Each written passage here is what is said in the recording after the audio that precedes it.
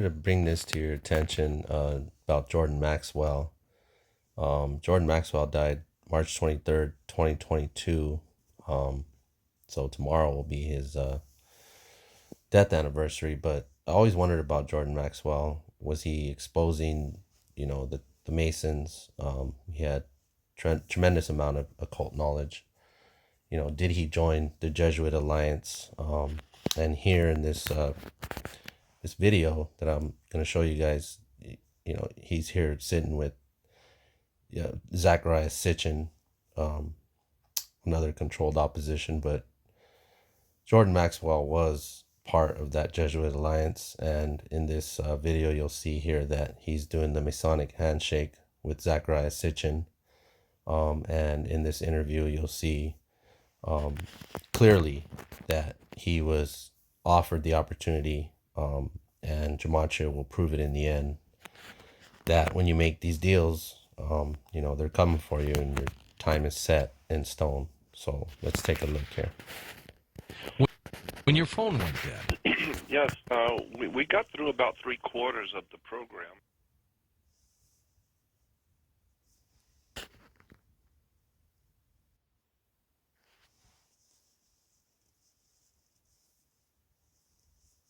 $1990.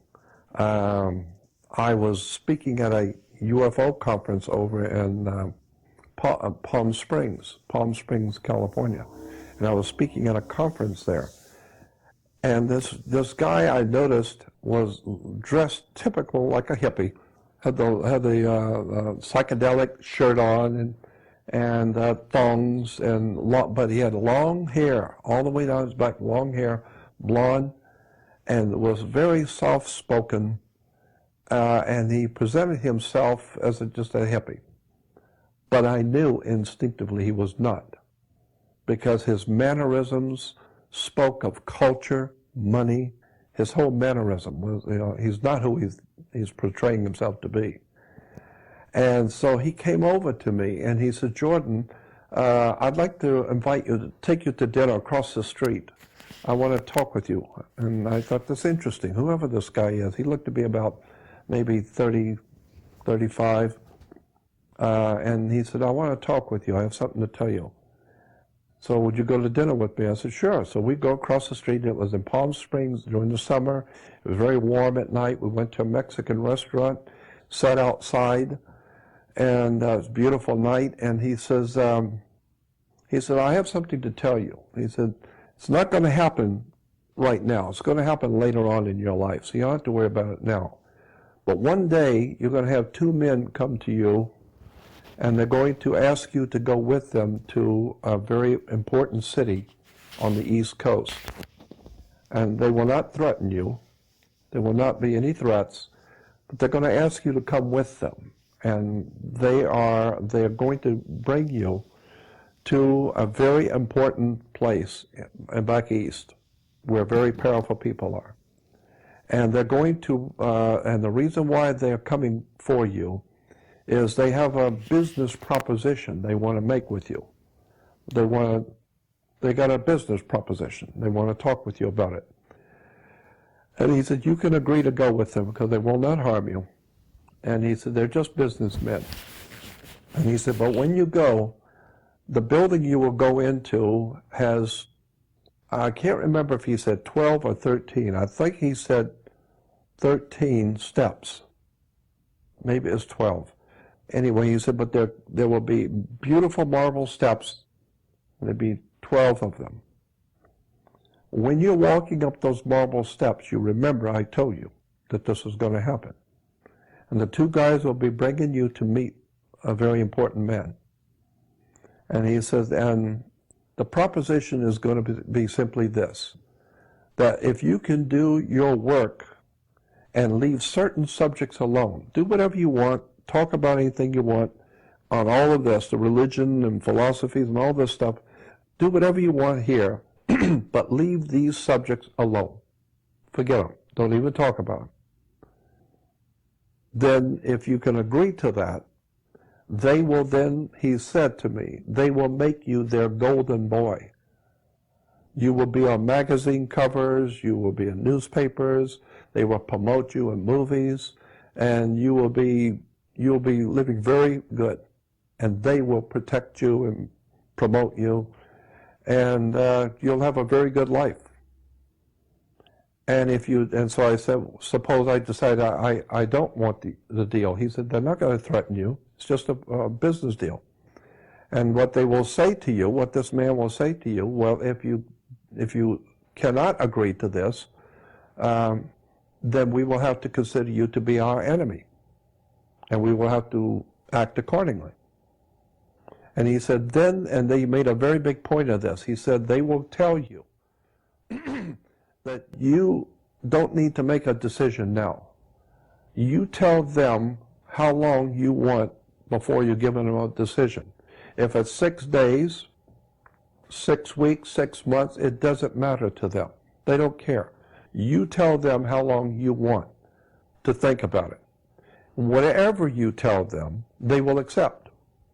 But when the day comes that you set, you have to give them an answer. Are you with us or against us? And he says, then at that day, you have to give them an answer, because they're very serious. They can make you or break you. And he says, and so so I asked him, I said, why are you telling me this? And he said, because it's going to happen. It will happen. Not for a long time, but one day it will happen. So I think it is better that you start thinking about this, because it's going to be serious. You're going to be facing some very powerful people. And they're not playing games. So you better start thinking about it. So I said to him, I said, well, what should my answer be? He said, oh, no, I can't do that. That's up to you. It's your call. And he said, all I will tell you is this, that whatever your decision you will make will affect you when you die. That I will tell you. If you make the wrong decision, when you die, you're going to pay for it on the other side. They're going to be waiting for you. So the implication was, I got from it, if you want to live good now, go with the flow. But when you die, you've got spiritual price you have to pay, because you sold out, kind of thing. He didn't say that, but that's what I gathered. That whoever your spiritual companions are in the universe sent you here not to sell out. And so he says, so just think about it. It'll come one day. That's it. And so he used to show up every now and then. He would show up at lectures of mine. I would see him. He called himself Cosmos. And I said, what is your real name? He says, not important. Just call me Cosmos. He was always very, very kind, very courteous, very generous with me. And he would pop up all the time. Anytime I was speaking in San Francisco, he'd pop up. And one day, quite a few years ago, I was in San Francisco giving a lecture, and a lady was buying a tape or a book from me at my table, and the book fell on the floor. And I couldn't go around the table to pick it up for her, but Cosmos was standing next to her. So he leaned down to pick it up for her. And when he did, a medallion fell out of his hippie shirt. And the moment I saw it, I knew what it was. It was a brilliantly designed double-headed eagle, Masonic double-headed eagle, with a triangle of a red, probably ruby. It was about that size, but it had a triangle ruby with 33 embedded on it, cut on the ruby. And it was sitting on top of the double-headed eagle of Freemasonry. And when I saw that, for the first time I reached out and grabbed it, because it was a long chain. And I said, 33rd degree Mason? And he said, no, Council of 33. Meaning he's not just a 33rd degree Mason, he's on the Council of 33. In Washington, D.C., there are 33 men that run World Masonry. And it's called the Council of 33. And he's on it.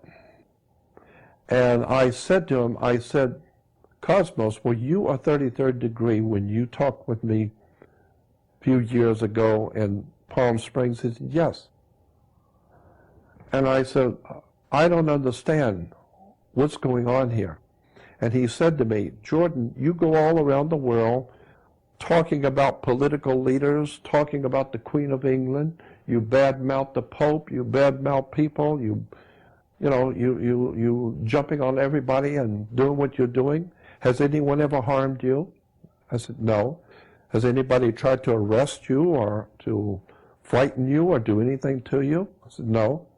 And he said, have you ever wondered why? And I said, I've never thought about it. He said, no one has harmed you because of us. We are protecting you. We follow you everywhere you go. We know what you're doing. And we're protecting you. The Council of 33 is protecting you. And I said, I really don't understand this. And he said, you don't need to. All you need to know is that we are protecting you. We know exactly who you are and what you're doing and where you go, and no one's going to harm you. I said to them, I said, look, I know you're here, okay? And I want you to know that I don't mind doing whatever it is I'm supposed to do. If I've got a destiny in life or a mission or whatever it is, I don't mind doing it. I was being exposed at a very early age to the really totally dark side, a side of the occult world that most people don't even want to think about. I woke up one night, in the middle of the night, and I went totally ballistic. When I woke up, there was an entity in the room, and it was, I cannot tell you how evil the presence was to my spirit. Whatever it was that was in my room was so profoundly evil. I said to them, I don't mind doing whatever it is I'm supposed to do.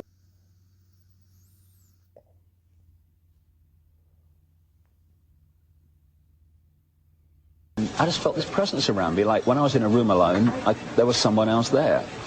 And I remember sitting in the Kensington Hilton Hotel working for the BBC one night on the side of the bed, and I said to whatever, for God's sake, if there's something there, would you please contact me, because you're driving me up the wall. The voices continue. They have brought you here to do something, and you are ultimately going to be a emissary, was the word, an emissary for them. They're going to channel through you. They're going to use you, and they will speak through you. And they have been preparing you for many, many years. I said, oh, okay. I don't know. And then she goes on lighting some more candles, and then she starts talking again, and then she's laughing. And I said, what are you laughing at? And she said, oh, they told me something funny about you. And I said, what?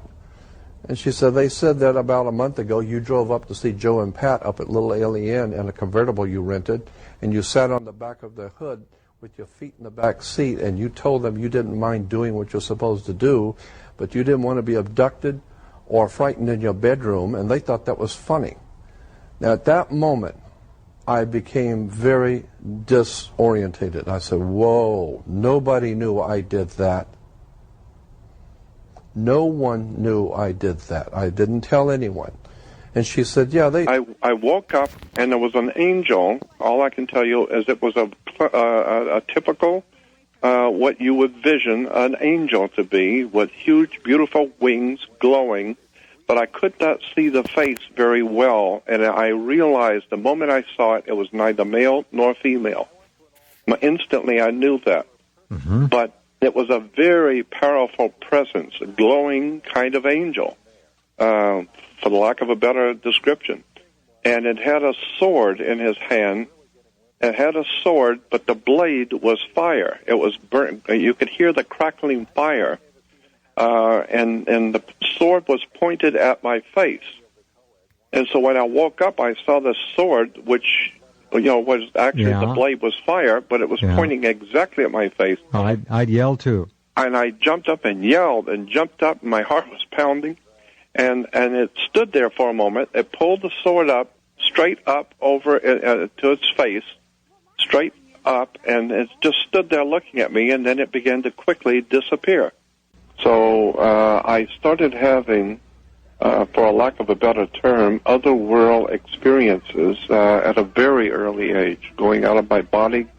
That was a whole off-the-wall experience, too, at 8 years old, 9 years old. One night when I was a small child, my dog woke up at about 5 o'clock in the morning. I woke up, my dog was howling and barking, and, of course, waking up the neighborhood. The dog had cornered a Tyrannosaurus Rex, a little small, about 2 foot high, or I would estimate about 2 foot high, full developed dinosaur. I actually, with my own eyes, saw 6 pterodactyls in Los Angeles. All right, so in the beginning of that video, you remember he talks about a guy named Cosmos, and that he was approached by that guy and, you know, wanted Jordan Maxwell to make a choice to either join them or be against them.